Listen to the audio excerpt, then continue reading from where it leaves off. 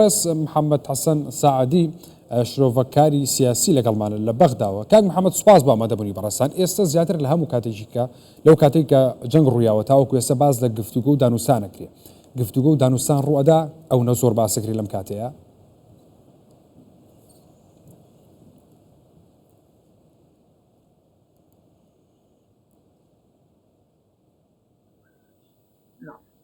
بسم الله الرحمن الرحيم. بەڵێ بەناوی خۆی بەخشندەی مهرەبان سڵاو لە ئێوە بینەرێنی کوردستان 24 ڕاستەکەی ئەو جەنگانەی کە ئەمڕۆ دەیبینین و شێوازی مامەڵەکردنی ئەمریکا و چۆنیەتی مامەڵەکردنی لەگەڵ باڵێن کۆنتڕۆلکردنی جیهان بانگەشەی ئەوەی تێدا نیە کە شەڕەکە فراوانتر بکرێ یا خۆت ئاگری ڕۆژهەڵاتی ناوەڕاست فراوانتر بکرێ بەڵکو دەیەوێت بە زۆرێک لە زۆرەکان دۆخەکە کۆنتڕۆڵەوەکە. من پێم وایە ویلایەتە یەکگرتووەکانی ئەمریکا دەیەوێت فشار لە کۆماری ئیسلامی ئێران بکات بۆ ئەوەی بگەڕێتەوە سەرمێزی گفتوگۆکان گفتوگویان لەگەڵ بکات، بەڵام دەبێت ئێران پێشوەختە مەرزدانە نەوەتە ناوێت پێشمەرزدا بنێت، دەبێت لە گفتوگۆکاندا مەرزدا بنێت و بە هەمان شێوەش ئیسرائیل دەوێت ناوچەکە. ئێران داوای ئەوە کە کاک محەممەد دەڵێ من لە ژێر هەڕەشە و هێرشکردن و بۆمبارانکردنا گفتوگۆ ناکەم، یعنی ئەمەش حەق نییە ئێرانیڵێ گفتوگۆ هێرشەکان، یعنی با بڵێن هێرشەکان لەگەڵ گفتوگۆیە بەرداوامە بن یاخود لەگەڵ گفتوگۆکردن و دانووسانکردنە هێرشەکانیش هەوڵسێنرێن.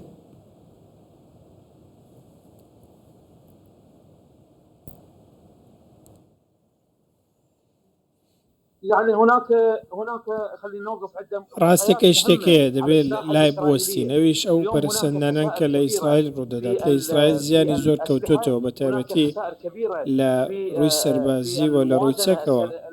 بودجەی ئیسرائیل یاخود بودجەی سەربازی ئیسرائیل زیانێکی زۆری بەرکەوتووە، ڕۆژانە نزیکەی ملیارێک و 250 ملیۆن دلار زیانیان بەردەکەوێت. هەموو ئەمانە بازێکی زۆرە لەسەر ئیسرائیل جگەلەوەی کە لە ڕووی ئابوووریەوە ئیسرائیل پاشدا چوونێکی گەورەی تۆمار کردووە. قوارەی زایۆنی قوارەی ئیسرائیلی بەرگەی جەنگی زیاتر ناگرێت، ناتوانێت لەمە زیاتر درێژە بە جەنگ بدەێت. ئەمڕۆ ئیسرائیل لە بەرامبەر ئیسرائیل لە بەرامبەر ئێراندا خۆ ئیسرائیل بە برەوە هەژمار ناکرێت، بەڵکو زیانی زۆری بەرکەوتەوە. من پێم وایە ئەمریکاش دەیەوێت ئەو شێوەیە بکە و ئیسرائیل بۆ خۆشی دەیەوێت لەگەڵ ئێران ڕێککەوێت شەڕەکە لەمە زیاتر بەردەوام نەبێت. زۆر باشە کاک محەممەد بڕیارە سبەینێ لە بەغدا لەسەر داوای سەدر خۆپشاندانە بکرێ. ئەم خۆپشاندانە هیچ لەو دۆخە گۆڕێ ئەمە مەترسی نییە بۆ سەر عێراق پەلکێشی و شەڕ ناکە.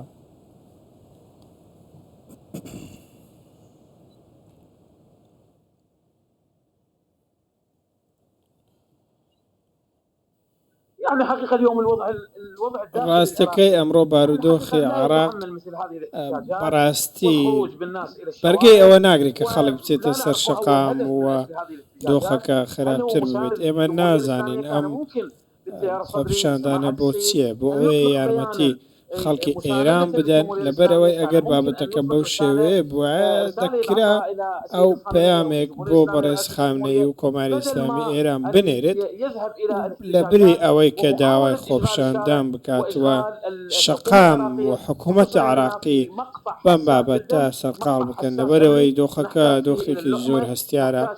ئێمە لەم دۆخەوەکو عێراق پێویستمان بە ڕێزەکانمان یەک بخەینەوە. بارودۆخی ئەمنی ناوخۆی عێراق زۆر هەستیارە و بە تایبەتی لە ئێستادا ئێمە پێویستە دۆخی ناوخۆی خۆمان بپارێزین.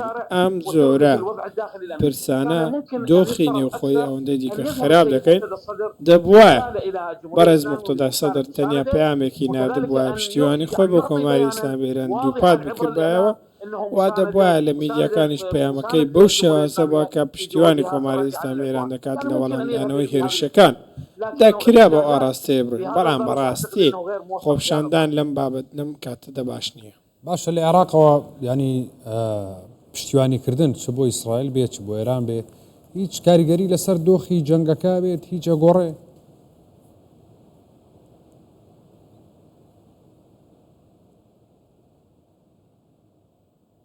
يعني حقيقة اليوم العراق لا يمتلك ڕاستەکەی ئەمڕۆ عێراق ئەوەندە کەرستەی لە بەردەستدانیە تا او حتى بابرين لانكي برابر بيت لقل أمريكا إسرائيل عراق موشكينيا فروكينيا سيستمي دجا ياخد سيستمي برقري أسماني ودجا فروكينيا أمرو أسماني إيمال دس أمريكا كنترولي أسماني عراق دكا عراق دستو بي بستراوة أم دۆخە لە دوای هاوکێشەی 2023 بەسەر عراقدا سەپێنراوە.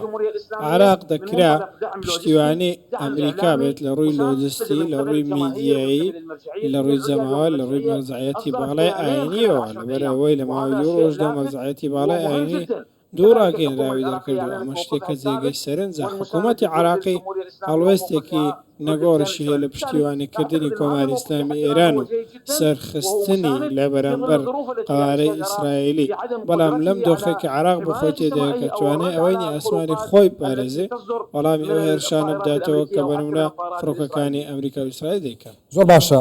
ئێران ینی عێراق باوڵێن چۆن ناتوانێت بەرژەوەندیەکانی خۆی و سەروەری خۆی بپارێزێ، نەبێتە تەرەف لە بینی هیچ لایەکە و نەچێتە ناو جەنگەوە کە دوجار هەر زەرەرە بۆ عێراقیش.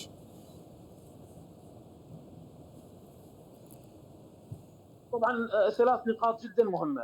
سێ خاڵی زۆر گرنگن کە دەبێت لە بەرچاومان بێت. یەکەم ئەوەی سێمە چاوبەڕێکەوتنی استراتیژی لەگەڵ ئەمریکا بخشێنەوە. دووەم ئەوەیە کە دەبێت کار بۆ چوونە دەرەوەی هێزەکانی ئەمریکا بکەین سەر لەبەریان و دەبێت بدۆخی نێوخۆیی بە خۆمان کۆنتڕۆڵ بکەین، پەیوەندیەکانمان بەهێزتر بکەین و دەبێت بەرەی نێوخۆی لە ڕێگەی زانیاری هەواڵگریەوە پتەوتر بکرێتەوە. دەبێت هاوپەیمانی نوێ و باش بدۆزینەوە، لێک تێگەیشتنی باشە بێت لە نێوان هێزەکان، جا هێزی کوردی، سونی و شیعی بێت یاخۆت شیعەکانە نێو خۆیاندا بێت. دەبێت ئێمە هەمومان ڕێزەکانمان لە نێو خۆڕێک بخەینەوە و هەموو ناکۆکەکان وەلا بنین. ئەم سێ خاڵە دەبێتە مایەی ئەوەی کە عێراق مەترسیەکە لەسەر خۆی دوور بخاتەوە، بە تایبەتی مەترسیەکە لە نێو خۆ بێت. چ مەترسی لەلایەن ئەمریکاوە بێت یاخود لەلایەن ئیسرائیل بێت، ئێمە بۆ شێواز دەتوانین سەروەری خۆمان بگەڕێنینەوە و دەتوانین خۆمان پارێزین. و لە هەمان کاتدا دەبێت عێراق هەموو ئاستەنگەکان لابرێت لەوەی کە دەستە ئەمریکیەکان لەسەر پارەی ئەمریکا لەسەر پارەی عێراق لابرێت، بە تایبەتی ئەوەی کە مڵکی عێراقە و لە دەرەوێت دەبێت دیناری عێراقی، پارەی عێراقی، نەوتی عێراقی بۆ داهاتەکان لەژێر دەستمان بێت. باشە ئەم جەنگەی کە هەیە تا چەندە ینی وێنەی سیاسی ڕۆژهەڵاتی ناوەڕاست یاخود ئەم ناوچەیە بەگشتی ئەگۆڕێت بە دەسوخەتی ئەمریکا و ئیسرائیل وێنەی سیاسی؟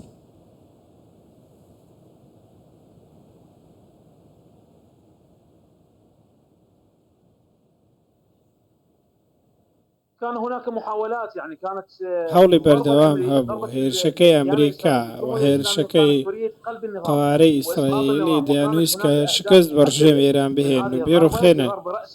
ئەوان دەیانویست لە ڕێبەری کۆماری ئیسلامی ئێران بدەن، دەیانەوێت هەموو سەرکردەکان بکوژنەوە تیرۆریان بکەن. ئەمە فەلسەفەی ئەوانە. دۆسیەکە هیچ بە هیچ شێوەیەک پەیوەندی بە ئەتۆمەوە نییە. دەیانەوێت ڕژێم بڕۆخێنن، سووریا ڕووخاوە، دەیانەوێت ئێرانیش بڕۆخێ، کۆتایی بە ڕژێمی ئێرانی بهێنرێت و هیچ شتێک نەمێنێتەوە لە بەرامبەر ئەوان. ڕەنگە لە دوای ئێران لەوانەیە پەنا بۆ ئامانزگرتنی مەسر و وڵاتانی کەنداو بکەن بۆ ئەوەی تەواو خۆیان بەسەر ناوچەکە بسەپێن و پرۆژەی زایانی لە ناوچەکە جێبەجێ بکەن. من پێم وایە ئێران توانایەکی زۆر باشی هەبوو لە ئیدارەدانی شەڕەکەەوە زۆر بە ئاقلانە تا کوێستا مامەڵی کردووە یا بەرامبەر هێرشە وردەکانی ئیسرائیلدا و لە هەمان کاتدا زۆرینەی خەڵکی ئێران لەگەڵ حکوومەتەکەی خۆیان و لەگەڵ ڕژێمەکەدا ئەمە بۆتە هۆکاری ئەوەی کە ئیسرائیل دەرفەتەکەی لەدەست بچێت بۆ ئەوەی ویستی خۆی لە ڕووخانی دەسەڵاتی ئێران بەدی بهێنێت. ڕووخانی ڕژێمی ئێران ویستێکی ئیسرائیلە، بەڵام ئێران شەڕەکەی کۆنتڕۆڵ کردو و لەژێر دەستی خۆیاندا بە هەوڵی گەورەی زۆریان کە شایانی ئەوەیە کڵاوەکەتی بۆ بێنیتە خوارەوە. زۆر باشە. قۆناغی داهاتووی ئەم شەڕا ینی بەردەوامیدانەوێ بە شەڕ یاخود دەستپێکردنەوەی گفتوگۆکانە بێ. ئێستا زیاتر لە هەر کاتێکی دیکە باسی گفتوگۆ کرێ، هێرشەکانیش تا ڕادەیەکی زۆر ئاسایی بوونەتەوە جیاواز لە پێشتر کە بەردەوام ینی کات و سات و شەوان لەم کاتانە چەند جارێک هێرش کرابوو بۆ سەر یەکتری، ینی نزیکین لە گفتوگۆ ڕێکەوتن.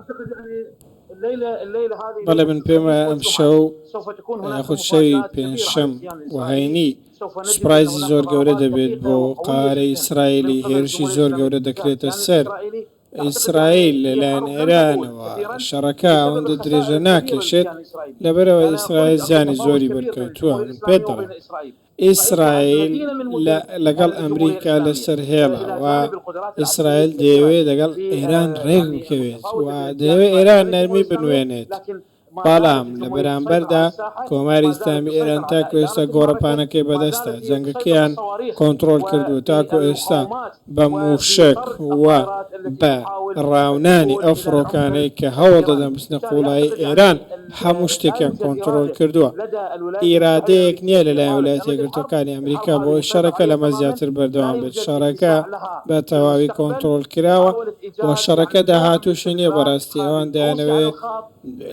رووسیا بێنە سەر هێڵ عمان بێنە سەر هێڵ چەندین لایەنەی دیکە هەوڵیانداوە بهێنە سەر هێڵ بۆ ئەوەی ئاگر بەست ڕابگەن و کۆتایی بە شەڕەکە بهێنن پێم وایە لەماوەی چەند ڕۆژی داهاتوودا چەند لێک تێگەیشتنێک دەبینین و ڕەنگە کار بگەێت ئەوەی کە ئاگر بەست ڕابگەێنن زۆر باشە لە داوای وڵاتانەوە هەموو وڵاتان بازە دانوستان و لە گفتوگۆکردنەکەن یعنی ئەمە خواستی ئەمریکاشە ینی وەکەوەی کە ئەمڕۆ باس کرا ستیڤ ویتکۆف لەگەڵ عەباس عێراقچی بەردەوام گفتوگویان کردووە لە پاش هێرشەکانەوە بۆ دانوستان و گفتوگۆکردن و ینی عەباس عێراقچی بە ویتکۆف وتووە کە ئەبێت هێرشەکان ڕابگیرێ ئەو کەتە دەست بە دانوستان و گفتوگۆکردنەکەین پێ دوایە هێرشەکان ڕاگیرێ ئێسرائیل هێرشەکانی ڕاگرێت بۆی کە ئێران و ئەمریکا دەست بە گفتوگۆکردنە ینی گفتوگۆ ئۆتۆمیەکەیان بکەنەوە